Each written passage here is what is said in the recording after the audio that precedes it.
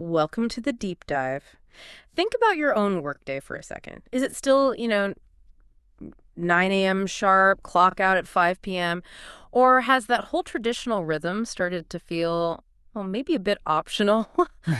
or just different?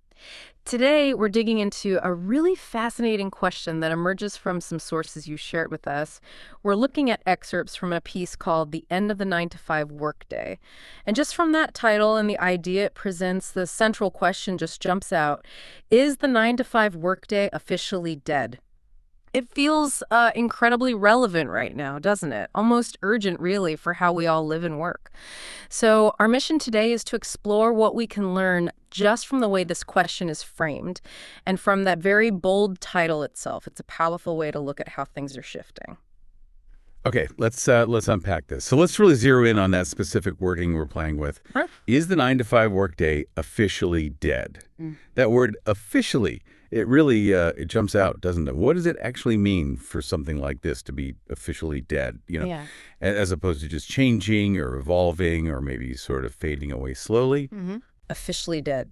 Sounds so final, so definitive, almost like irreversible. It really does. And it's interesting, the power just in asking that question, isn't Yeah. it? Just posing it, is the 9 to 5 dead?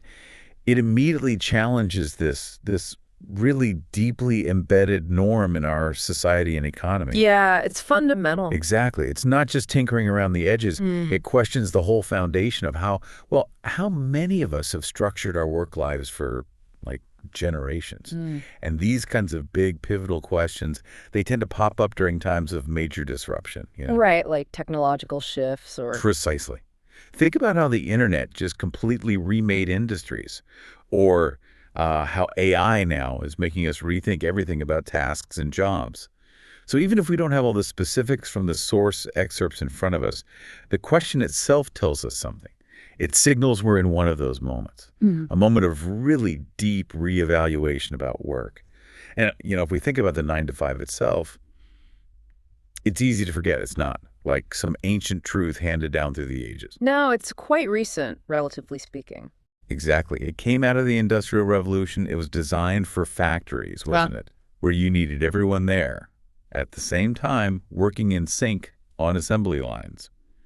Maximum efficiency for that kind of production. And then offices just kind of adopted it. Pretty much. It became the standard because it worked. It was efficient for that specific time and type of work. But that history brings up another interesting point, doesn't it? If something that felt so permanent, so universal, can now be talked about as officially dead, well, how did it get so dominant anyway? And what does its potential death suggest about other things in our lives we think are fixed? That's a great point. It really makes you reconsider what's truly permanent and what's just habit or a product of its time. And that historical angle, knowing it wasn't always this way, actually makes the title of the source material you sent us even more striking. Excerpts from the end of the 9 to 5 workday. Now that gets really interesting because, unlike our question, it's not asking anything. It's a statement, a very bold, declarative statement. The end. It's such a contrast to the question, is it dead? This just says, it is dead, or at least its end is here. It is quite a contrast. It really is. And that specific choice of words, the end, it makes you wonder what kind of conviction, what mindset leads someone to frame it so definitively. Right. Is it observation or is it advocacy? Exactly. It suggests more than just noticing a trend. It feels like a belief in a shift that's already happened or is absolutely, definitely inevitable. Almost like closing a chapter in a history book. Yeah, there's a finality to it. Maybe the excerpts, they might touch on things like remote work becoming totally normal or the gig economy exploding, or maybe a shift away from just logging hours to focusing purely on results. Sure, those would be the kinds of big shifts that could underpin such a strong statement. Right, things that would give the end title some real weight. And if we connect that declaration, the end, to the bigger picture, it signals something more than just, flexible start times or working from home occasionally. It suggests a real paradigm shift, a fundamental change in how we structure our entire lives around the concept of work. A whole restructuring. Yeah. It implies there are these powerful, maybe unstoppable forces at play, like you said, remote tech, globalization, changing worker values, maybe, and they're actively dismantling this system we've relied on for so long. The system that dictates so much of our daily schedule. Absolutely. So that perspective, that is over perspective, it forces us to challenge our basic assumptions about structure, about time, about what productivity even looks like anymore. And it does push us to think, okay, if this old model really is ending, what replaces it?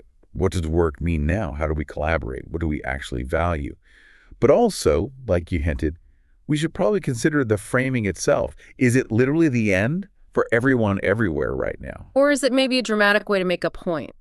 Exactly. Is it designed to provoke us, to get us talking, maybe even to speed up the change itself? That's a key question. It is. And it leads to another thought. What are the consequences if lots of people start believing it's dead, whether it's officially true yet or not? Ah, the power of collective belief. Right. If enough people act like the 9 to 5 is finished, does that belief actually help make it so? It's quite a thought experiment, just based on a title. It really is. The power of simply stating something so definitively, it's huge, even before you see all the evidence. So, okay, let's bring this back around. What does all this mean for you listening right now? The very fact that this topic, this question, is out there highlighted by the sources we're looking at shows how relevant it is to, well, pretty much everyone working today.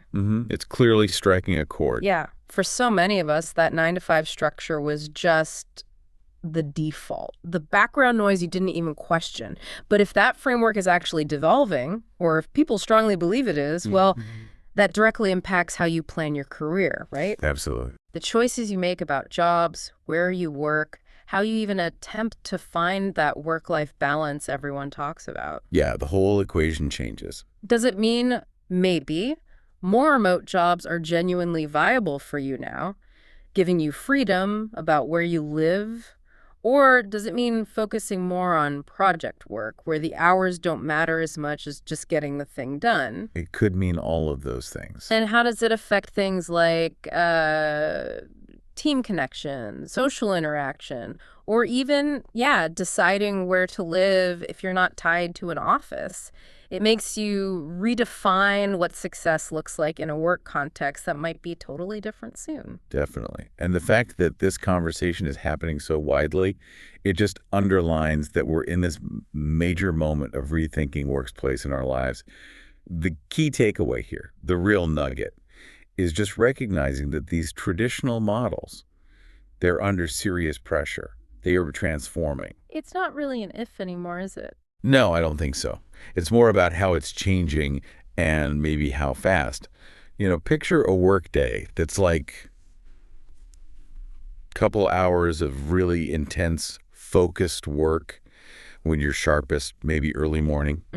Then maybe you take a long break, go for a run, deal with life stuff, then another block of work later, maybe collaborative stuff, driven purely by your energy and what needs doing, not by a clock on the wall. That sounds pretty different from the old way. It's radically different. Yeah. And it's already the reality for a growing number of people. So this whole exploration today, even though we're focused just on the framing the question, the bold title, it's really an encouragement for you. It's an encouragement to actively look around, analyze your own work situation, the wider trends through this critical lens. Don't just accept the status quo. Exactly. Question it. Ask yourself, what parts of the old 9 to 5 actually still work for me? And what parts are just getting in the way? Having that awareness is vital. It helps you navigate what's coming, maybe even helps you shape it a little instead of just being carried along, and lets you make deliberate choices. That's a really strong point to think about. Okay, so just to wrap up our deep dive today, even with just these source excerpts, focusing on the way the question is the 9 to 5 officially dead is asked, and the sheer boldness of the title, the end of the 9 to 5 workday. Well, it's incredibly revealing. Mm-hmm. It flags a massive cultural conversation that's underway, a fundamental shift in thinking, and it really invites all of us to take a hard look at our own assumptions about how work is structured. Precisely.